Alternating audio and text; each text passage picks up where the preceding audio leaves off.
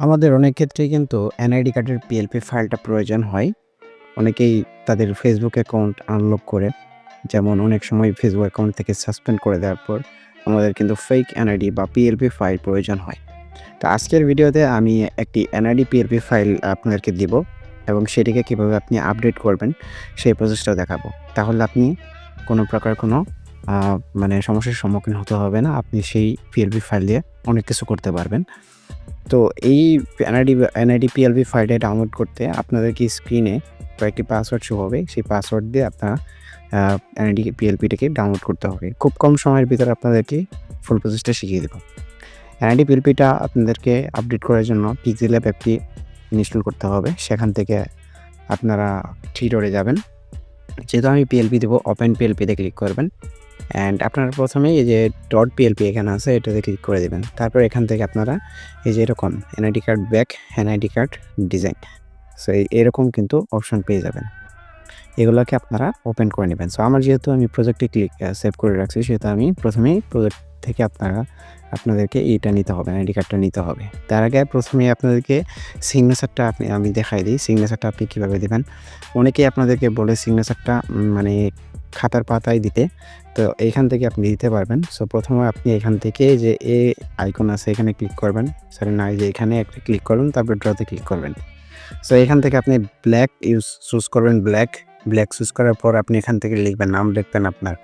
যেমন আমার নাম যেহেতু রুবেল, সো আমি বড় করে একটা দাগ টেনে এইভাবে রুবেল, যে সিগনেচারটা দিলেই হবে, বোঝা গেলেই হচ্ছে।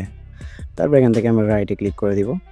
রাইটে ক্লিক করার পর এখান থেকে এখানে ক্লিক করার পর এই যে ট্রান্সপারেন্ট এখানে ক্লিক করব। ক্লিক করার পর শেয়ারে ক্লিক করে দেব। তারপর এখান থেকে ডিফল্টে ক্লিক করে আলট্রাতে ক্লিক করে দিয়ে সেভ করে নেব। ওকে, এরপর আমরা আমাদের এনআইডি পিএলপিটা ওপেন করব। এখন আপডেট করা শিখিয়ে দিচ্ছি। তারপর এখান থেকে এনআইডি মেইন ফাইলটা আপনারা এখানে পেয়ে যাবেন। ওকেতে ক্লিক করে দিলাম। এরপর আপনি ব্যাক দিয়ে দিবেন। এখানে কথা হচ্ছে আপনাকে কী আপডেট করা লাগবে। প্রথমে আপনার নামটা আপডেট করবেন এবং ইংলিশ নেমটা আপনি আপডেট করবেন। মাথায় রাখবেন, ইংলিশ নেমের এই জায়গায় আপনাকে কিন্তু বড় হাতের অক্ষরে নামটাকে লিখতে হবে, ঠিক আছে?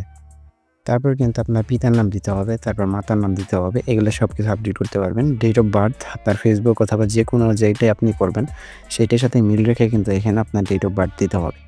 আপনি চাইলে আইডি নাম্বারটাকে কিছু এডিট করতে পারেন। আপনারা খেয়াল রাখবেন যে আপনার বাড়িতে যদি একটা আইডি কার্ড থেকে থাকে কারোর, সেই আইডি কার্ড অনুযায়ী জাস্ট সংখ্যাগুলো মিলায় জাস্ট আবল-তাবল দিয়ে দিবেন। আশা করি বুঝতে পারছেন। এখন আপডেট করবেন কীভাবে? আপনারা ঠিক এইভাবে উপরে একটা আইকন পাবেন, এখানে ক্লিক করবেন। এখানে নেম দেখেন, এমডি রুবেল। এখানে যদি আপনি এডিট করেন তাহলে এই জায়গায় অপশন আছে একটি, এখানে এই জায়গায় আপনি ক্লিক দিবেন। ক্লিক দেওয়ার পর আপনি এখান থেকে যেটা লিখতে চান আপনার নামটা লিখবেন। এভাবে সবগুলো কিন্তু দেখেন পিতার এই জায়গায় আপনার পিতার নামটা দিবেন। আমি কিন্তু কিছু দেইনি। মাতার এই জায়গায় আপনার মাতার নামটা দিবেন, ঠিক আছে? তারপরে নামের এই জায়গায় আপনার নামটা দিয়ে দিবেন। আশা করি সব কিছু আপনারা বুঝতে পারছেন, কীভাবে কী করতে হবে। তো এগুলো জাস্ট আপনারা ডেট অফ বার্থের জায়গায় আপনি ডেট অফ বার্থটা দিয়ে দিবেন, ঠিক আছে? আপনার মেইন যে ডেট অফ বার্থ সেটি দিয়ে দিবেন। সব কিছু আর কি দেখে শুনে করে নেবেন। এখন কথা হচ্ছে অনেকে পিকচার অ্যাড করতে পারেন না। এখানে পিকচার এবং সিগনেচার। পিকচার আপনি কীভাবে অ্যাড করবেন? এখানে প্লাস এখানে ক্লিক করবেন। প্রথমে আপনি একটা পাসপোর্ট সাইজের পিকচার আপনি ডাউনলোড করে নেবেন। আপনার যদি থেকে থাকে তাহলে করে নেবেন। এখন এটাকে পাসপোর্ট সাইজ আমরা করব। এভাবে আরেকটু শর্ট করে দিই, তাহলে মেবি ম্যাচ খাবে, ঠিক আছে? এভাবে তারপর আপনি এটাকে ছোটো করে নেবেন। এভাবে ছোটো করবেন। ছোটো করার সাথে সাথে এই জায়গায় খেয়াল রাখতে হবে। আচ্ছা, আমি ঠিক যেভাবে অ্যাড করতেছি আপনারা ঠিক সেমভাবে অ্যাড করবেন। এটাকে একটু বড় করে দিলে ভালো হয়। এখন এই জায়গায় কিছু কাজ করবেন। এখানে এটা কাজটা হচ্ছে এখানে এতে ক্লিক করে দেবেন না, এই জায়গায় ক্লিক করে দেবেন। ক্লিক করার পর আমরা এখান থেকে কিছু কালার ফিল্টার অ্যাড করব। এখান থেকে আমরা ব্রাইটনেসটাকে একটু বাড়িয়ে দিচ্ছি।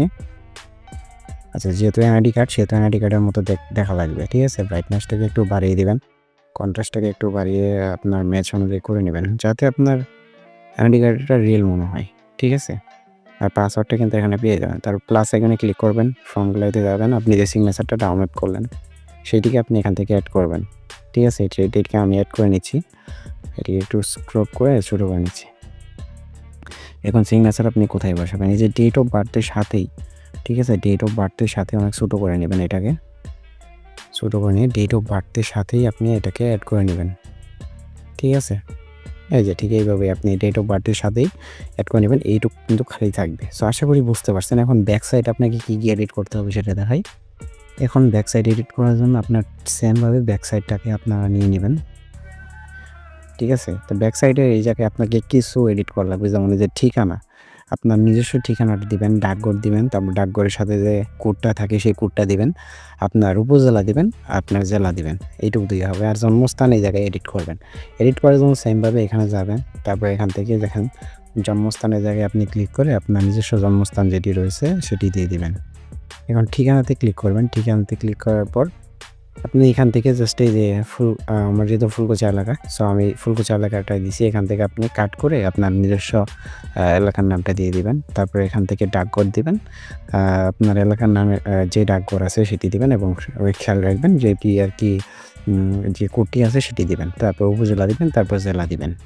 এভাবে কিন্তু মোটামুটি এডিট করা লাগে। তারপর আপনি সেভ কিভাবে করবেন? এখান থেকে স্টিরিওতে ক্লিক করার পর আল্ট্রা দিবেন। ঠিক আছে? কাস্টমার যাওয়ার পর এখান থেকে আল্ট্রা দিয়ে সেভ করবেন। সো আশা করি বুঝতে পারছেন অ্যান্ড অবশ্যই ভিডিওটিকে লাইক করে দিবেন আর চ্যানেলটিকে সাবস্ক্রাইব করে দিবেন।